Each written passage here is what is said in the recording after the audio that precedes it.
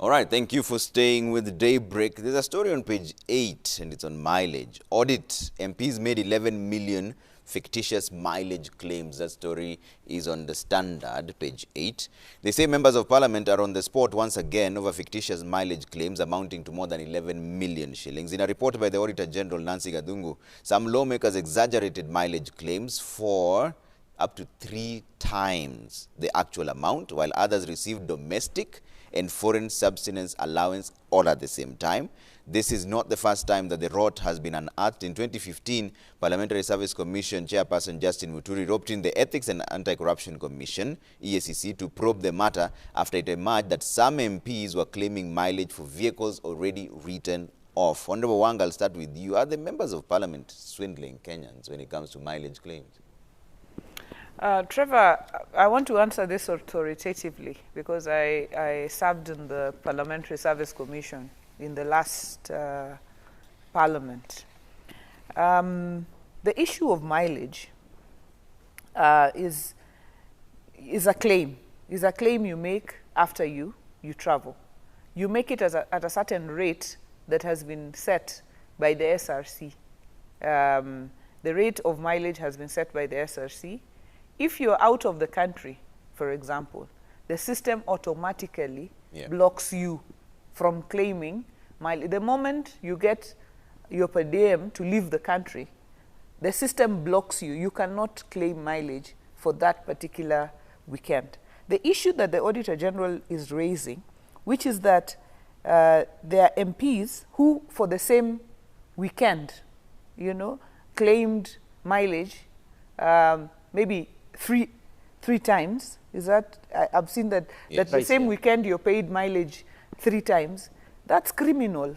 So that, I think those specific, the specific claims should be probed.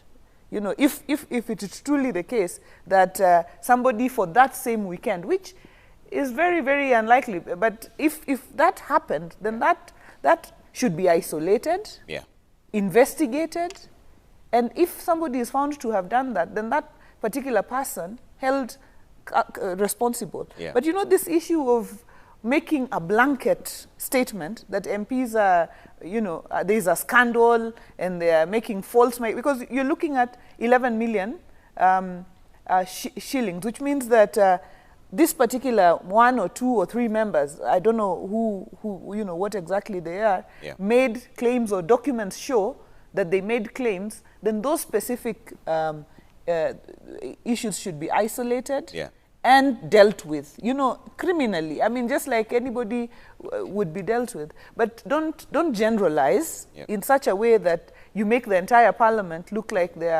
people are making fictitious. Is there a set standard for kilometers mileage? Because they're saying that people claim up to 3 times the actual amount. Is there a set standard? When you come to parliament, Trevor, the first thing you do, you go to Public Works.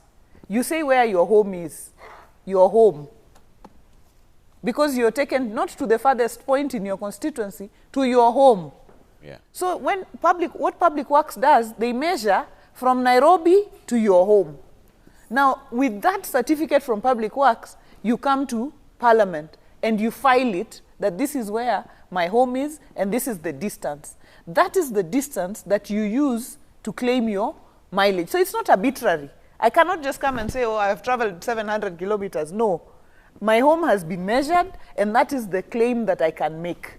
So it is very, very structured. It is very, very tightened.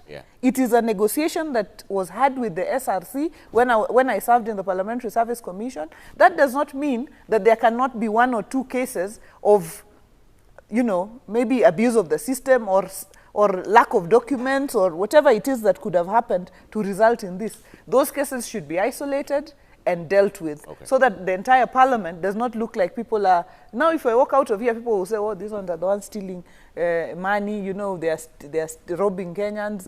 No. These cases should be isolated. And even if the EACC deals with them, let the EACC deal with those cases if they are truly true. But majority of the members, you just make a claim, as you travel. Ometangi? Trevor, as a member of parliament from Kiambu, I don't qualify to be paid mileage. That's true. I have never been paid in my life. So I don't even know how the system works. I mean, to be paid mileage. Yeah. But all I would be saying is that it is very scandalous that a member of parliament would engage in that kind of act, if indeed it has has been done. So I don't know whether the audit report that was being looked at by members of the media who brought out this story, whether they looked at it before the report has been placed before a committee and then the claims investigated and authenticated, or whether it was just a plain reading of what the auditor then observed. Because I've sat in the Public Accounts Committee for a while.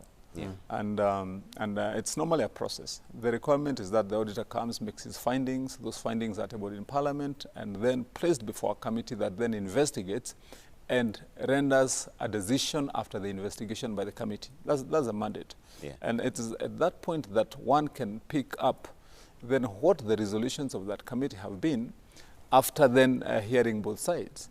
And definitely I would not want to play devil's advocate. Yeah. Like I've said, I've never received that money. Okay. It is important to ensure that the process is exhaustive to the end, such that whatever comes out of it, it can be factual.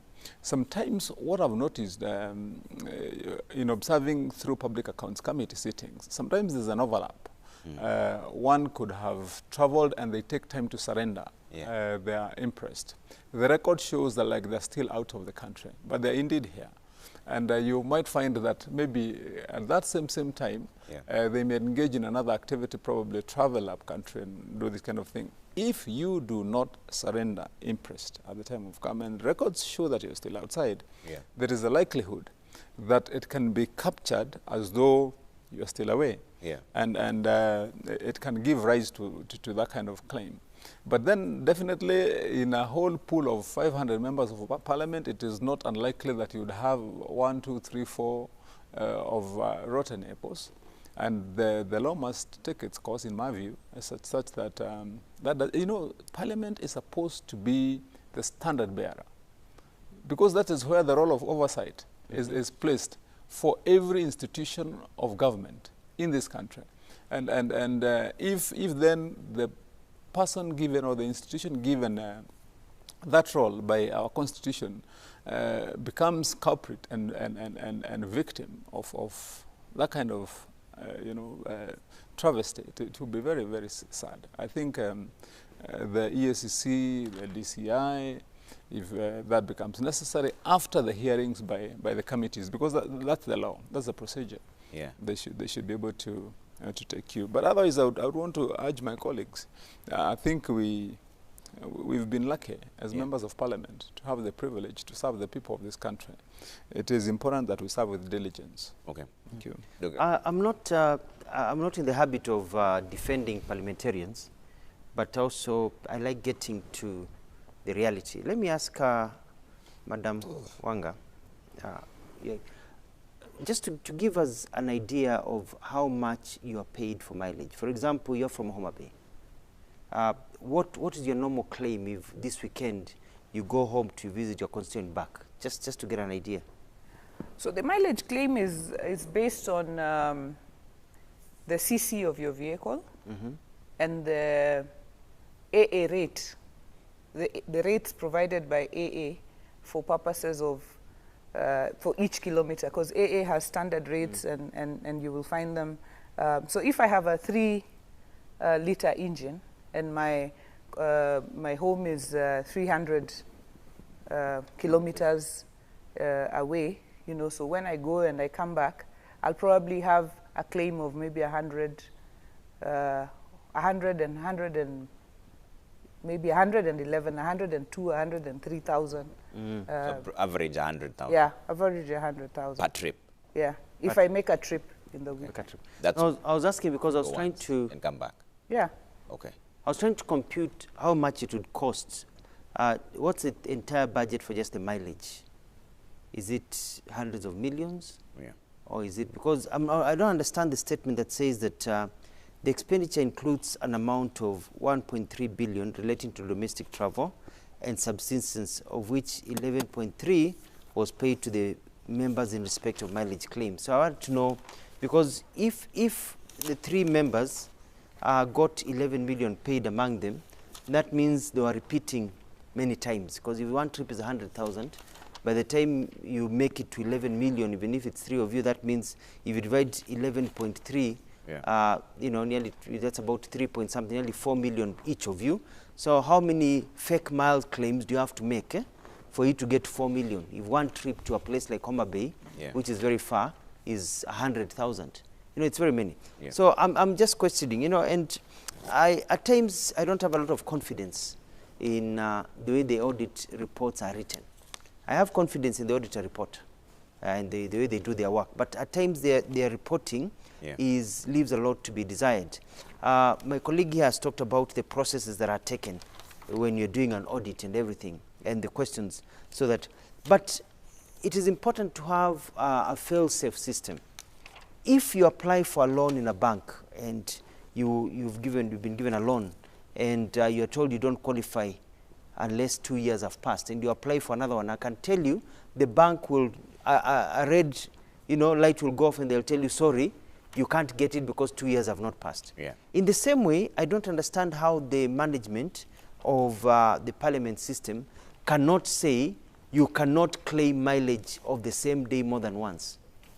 You know, because they're being accused that they were paid several mileage claims of the same day. Maybe, and this is, I think, what will eventually come to be, is that they filed the claims on the same day but of various dates. Una accumulate zako zote unaeka. Because the Auditor General, and I say this with a lot of confidence because I've seen it also in my audit reports, at times are not able to make it very clear in their writing that these ones were done different times. They say they did not get the documentation, so they clamp it all together. So, but it's something that needs to be there. Hawa wakora ambao wameclaim hizi na vitu zingine, wakamatwa wapelekwe mbele. You know, let them be told to account for it. It doesn't have to be a long process. Let the speaker say there's an audit report, can you give me a reply to it? Can you recover the money? Very, very quickly. And you sort of that issue, waekwe pingu, wapelekwe mbele, ndio wengine pia wapate adabu, if that is the case. And lastly, this thing of being paid when you have overseas. Senator Matangi was in the UAE the other day, and maybe there's a committee meeting being held. Aren't you allowed to log in online? Because half of you are online, half of you are seated, and you can be overseas and log in online and conduct government business when you're in the US or other places. Shouldn't you be paid an allowance for that if you are if you're outside? No, you cannot earn a sitting allowance if you are sitting when you are on a trip. Because they don't know whether you're standing or seated. Well, I mean, either way. But you know, when you are officially out and you are on government business, I don't think that a law has been put in place. Remember, we just changed the standing orders recently to allow for virtual sittings.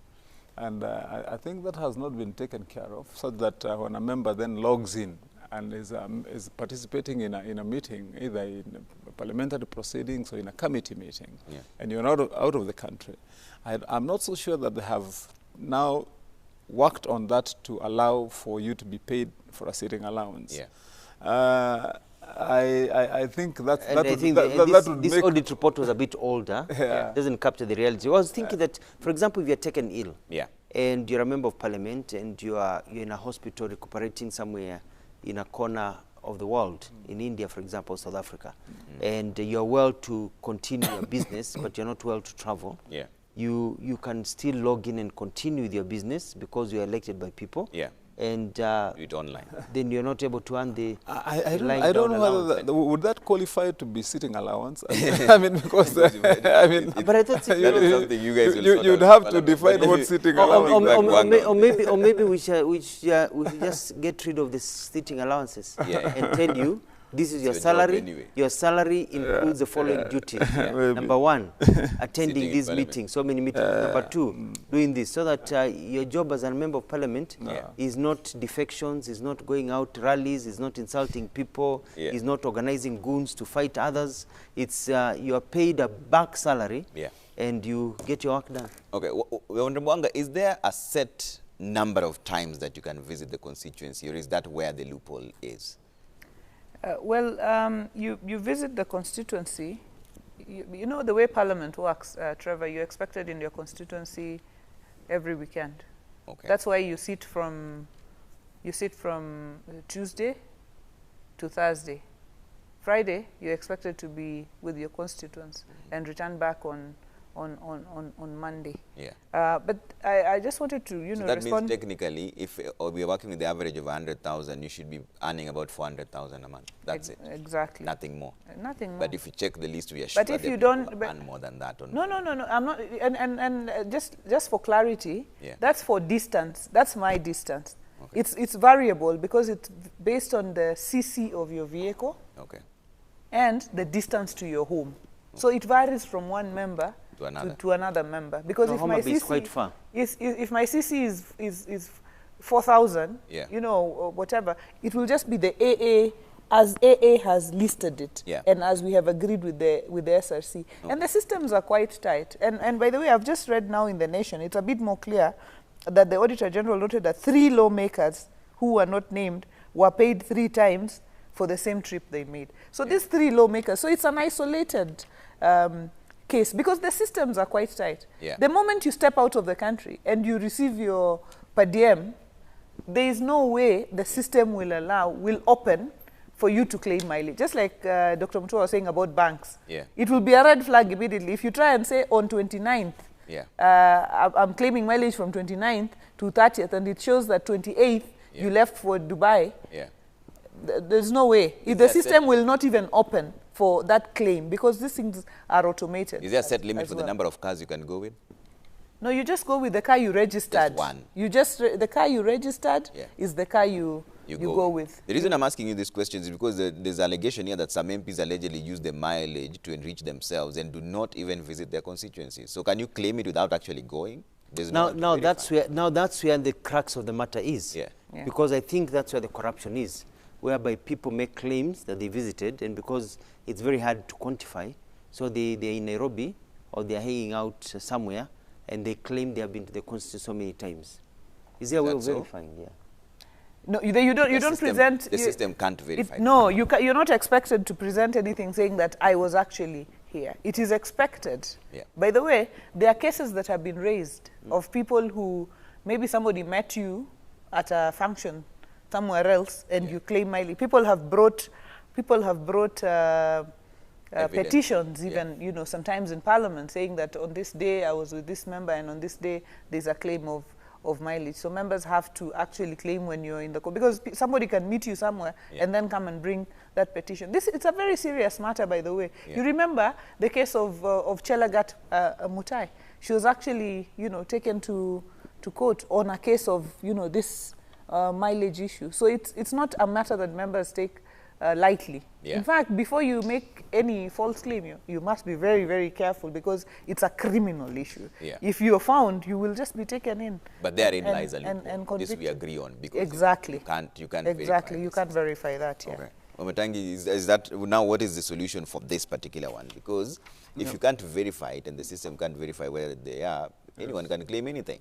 Well, like I said, Trevor, I'm very green in this area because I've never received this money. So I mean, I'm a Unfortunately, stranger, yes. I'm a stranger like you are because, and I wish. Who said we ourselves from Kiambu we don't visit our constituencies? We should do.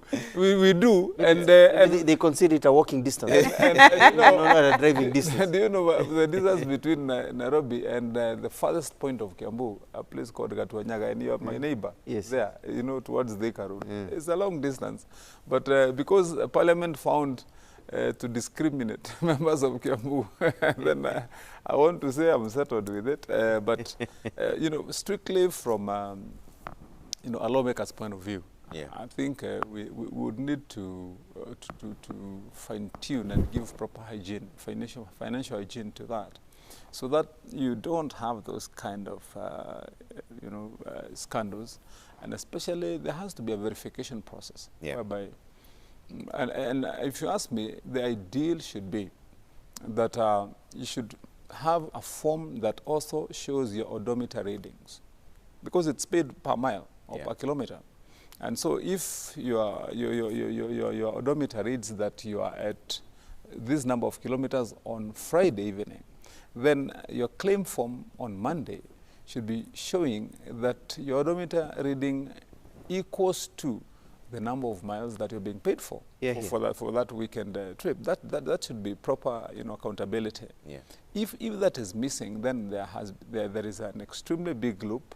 If I was one of the recipients, I would have already raised it by now. But because I am not, like I'm saying, I'm still learning on the go, just like you are. But I think that requires to be looked at more critically.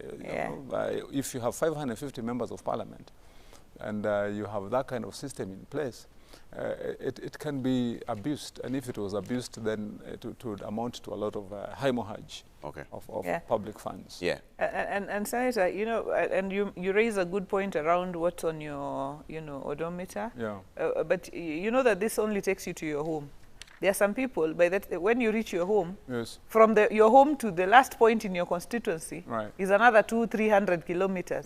So, if you travel to the last point in your constituency and come back to your home, that's another 400 kilometers. So if you read that, then the mileage claims might even spike higher. Because when you go home, you don't sit at home. Right. Because that was one of the issues that were raised. You don't sit at home. You actually crisscross your, constituency. You go distances and so on. So that's, anyway, I think that needs to be looked at the same time, also in recognition of the fact that you can actually travel much longer than you actually. That will be solved a lot much easier on the resolution of that question of virtual sittings. Yeah. I would want to see a day in the very near future where members of parliament can comfortably sit in their constituencies and have robust debates online, on Zoom, whereby parliament itself is virtual, and you are still doing your work in your constituency, and you can have your debates, and then the next minute walk out of your office in the constituency and go and meet your people and implement your projects without having to fly or drive all the way to Nairobi. I think technology should avail that, very quickly, and we should be ready to embrace it. Yeah. I mean, what is wrong if today, my colleague here on the presidential side, if he wants to have a conference with somebody who is in New York now, he just needs to go into his conference room in his office, and he will log into a meeting with somebody who is in Dubai. The other one is in Paris. The other one is in New York, and Hong Kong. And you can have one meeting in a conference room. And the meeting is good. It's coherent. It's also it also has results, and it's productive. Why wouldn't Parliament look at the possibility in the very near future of having those virtual sittings? And then we could save a lot of money to the country in these mileage and the sitting allowances, because as I said, I don't know whether that virtual meeting would require a sitting allowance, because anyway, you could even have it when you're walking. Okay. Let's shift gears now.